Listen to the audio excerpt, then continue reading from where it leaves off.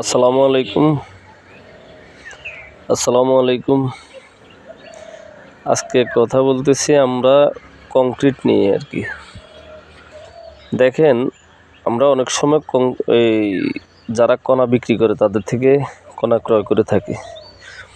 এখন তারা কি করে, কণাগুলো থেকে যে মুড়ি কণা যেটা আর কি, সেটা আসলে তারা ছেলে বাইর করে এগুলো আলাদা বিক্রি করে।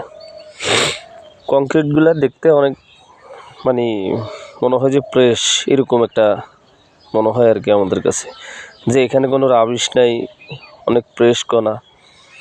কিন্তু দেখা গেল যে দেখেন, কণা থেকে যখন মুড়ি কণাগুলো বাইর করে ফেলানো হয় তখন কণাগুলো এরকম হয়ে যায়, ঠিক এইখানে যেরকম ধরেন এই বড় বড় কণা যেগুলো, এগুলো এরকম ফাঁকা ফাঁকা গ্যাপ থাকে। আর যখন মুড়ি কণাগুলো থাকে তখন এই যে এখানে দেখেন এগুলা ভরাট থাকে।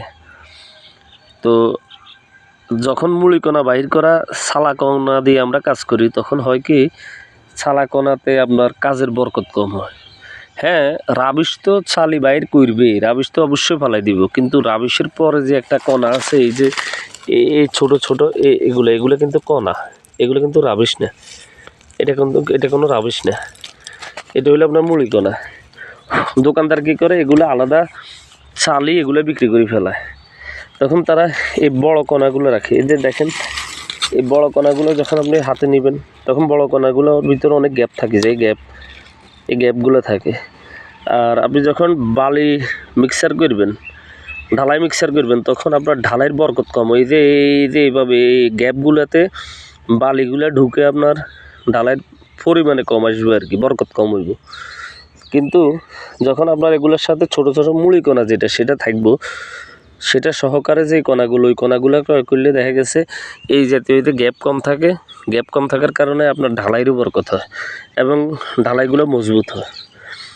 ঠিক আছে, যদি আপনি এই ছালা কণা রাবিশ না বাইর করেন, সেখানে তো অবশ্যই সমস্যা হবে। রাবিশ অবশ্যই বাইর করতে হবে। রাবিশ বাইর করার পরে দিয়ে আপনার মুড়ি কণা যেটা, এটা ঢালাইয়ের সাথে থাকাটা ভালো। আপনি না হয় দেখেন না, আপনি ছাদে আপনি সিলেকশন কেন ব্যবহার করেন? ছাদে সিলেকশন ব্যবহার করার কারণ হলো যে এই কংক্রিটের ঢালাইয়ের গ্যাপগুলো যেন সিলেকশনে পুরো রাখে, তাহলে স্ট্রং হয়। এখন মুড়ি কণার কাজও হইলো ঠিক এরকমই, ঢালাইয়ের এই গ্যাপগুলো পূরণ করে ঢালাইটাকে মজবুত করে এবং ঢালাইয়ের বরকত হয়।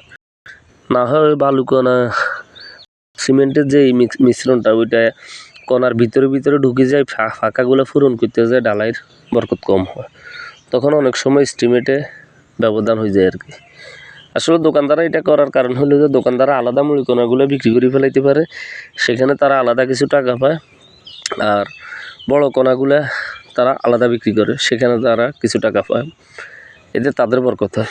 যেমন এই গ্যাফের কণাগুলো, যখন এই গ্যাফের কণাগুলো তো মুড়ি কণা, এই গ্যাফের কণাগুলো যখন তারা বাইর করে এগুলো বিক্রি করব, তখন দেখা গেছে যে এতে তাদের লাভ, আমাদের লোকসান। অথচ আমরা মনে করি, আমাদেরকে বুঝাই দেয় যে এটা এইভাবে নিলে ফ্রেশ কণা, ভালো কণা। এটার চাইতে কিন্তু মুড়ি কণা সহকারে যেটা, সেই কণাগুলো আসলে বেটার।